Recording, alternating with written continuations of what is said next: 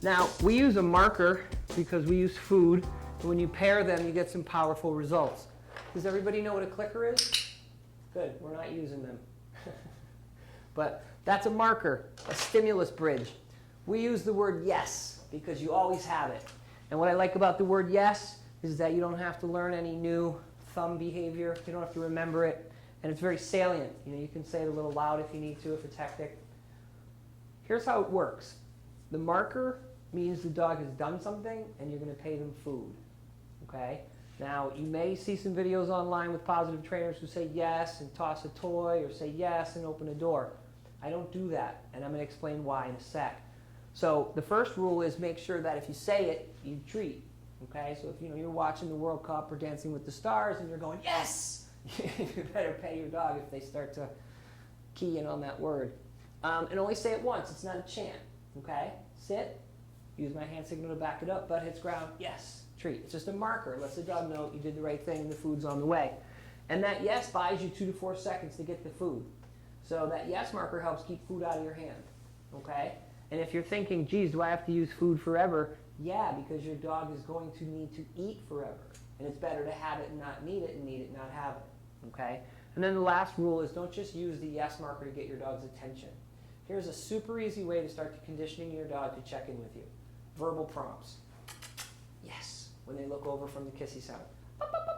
Yes, when they run over to that sound. Yes, when they look for that sound. And when you make those sounds and you condition them, you have easy ways to get your dog's attention and back up some valuable cues. So that's how you use the yes marker, right? Dog does the behavior that you ask for, or if they offer it. If the puppy walks up to you and they sit perfectly, yes, and treat them, right? You can pay dogs for stuff they do. You don't always have to request it. Now, what I'm about to talk about is counter conditioning and the yes and treat routine when you're out there in the world for your puppy to start to learn that this right here is going to result in this. Even if it's starting here, we're going to bring you over here. Works like this. You're out with your puppy and they go, huh? And something catches their attention. People, traffic, skateboards, dogs, I don't care what it is. Some sound. In that moment that they go, huh? Yes, and treat them. Okay? And if you do this, you're going to help them with sudden environmental contrast. Remember, when animals get startled or something changes, they're thinking, am I going to live? Am I going to die? Do I have to run and get food? Right? So right now, your puppies aren't thinking about running and getting food, but they're definitely thinking, hey, what is all this? And how does this relate to my survival? If that event is sustained and it's a jogger or a bike or a dog walking across the street, yes, 1001, 1002, yes, 1000. Put the food right in their mouth. Just yes and treat them. When that event is over, stop paying and get on with your day. If you do this, you will develop an auto disengage. In time, your dog will go, huh? Pay me. From bikes, people running, all that, okay? The dog I work with twice a week, I've known him since he was 12 weeks. He's now 4. He stays with me 5-6 months out of the year, here and there. And he has an auto disengage from bikes, loud traffic, dogs, kids. He checks in all the time. It's really easy to walk a dog who's checking in, because if they're checking in, they're not pulling. It's really nice to walk a dog who doesn't freak out because a big Harley came by. They may never love it, right? There's things on leash that the dog may never like or be cool with, but you can get them to tolerate it to the point where they're not shattered or going, right, like barking and stuff. Here's why it's crucial. Fear generalized is easy. When dogs are on leash, they don't have a flight response. Fight, flight, freeze, right? Right? They can fight on leash and they can freeze, but they can't flee.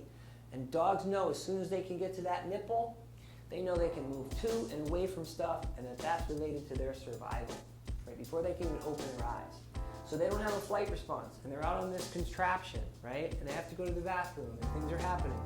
And when you're yesing and treating them for literally every single thing you can, they're gonna have less stress.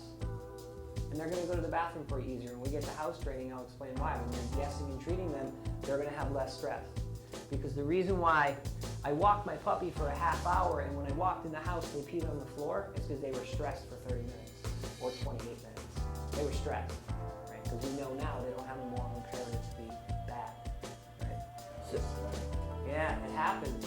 It happens, and you know, that's why when you folks contacted me before you gave me any money, the email I sent you was a telecourse. Because if I never talk to you or you go somewhere else and you're like, geez, I'm lost, and you go to that email, there's 3 links on counter conditioning in the description. You know, and that's why, because this is really valuable time. And you know, it's no worries, you can start it now, but that's why it's crucial not to tug your dog's leash or to scold them if they look at something. All that line of thinking just makes the dog go, okay, I won't do it because I'm afraid to get some kind of fear or pain. That's a crappy way to live, right? So when you're doing this counter conditioning, it really does pay big dividends.